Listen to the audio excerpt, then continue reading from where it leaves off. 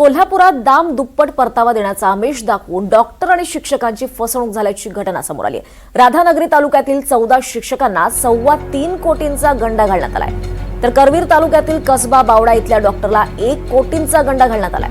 शिक्षकांच्या फसवणुकीचा राधानगरी पोलीस ठाण्यात तर डॉक्टरांना झालेल्या फसवणुकीचा गुन्हा हा शाहूपुरी पोलीस ठाण्यात नोंद झालाय। या दोन्ही प्रकरणात मिळून 4 कोटींहून अधिकची फसवणूक झाली आहे। 2021 ते 2023 या काळात ही फसवणूक झाली आहे। जादा परताव्याच्या मोहामुळे या गुंतवणूक झालेल्या 2-3 वर्षांपूर्वीची ही प्रकरणं आता समोर येत आहेत आणि या संपूर्ण फसवणूक प्रकरणामध्ये एकूण 8 जणांवर गुन्हा दाखल करण्यात आला आहे। शाहूपुरी पोलीस स्टेशन येथे फिर्यादी मनोज सुनील गायकवाड वय 38 वर्ष, व्यवसाय डॉक्टर यांच्या फिर्यादीवरून फसवणुकीचा गुन्हा दाखल करण्यात आलेला आहे।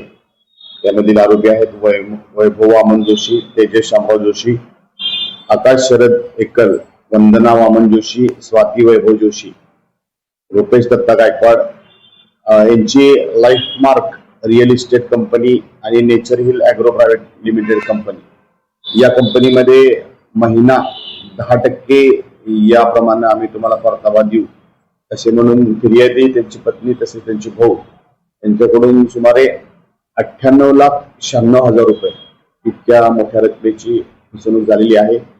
या गुन्ह्याचा तपास शाहूपुरी पोलीस स्टेशन करीत आहे।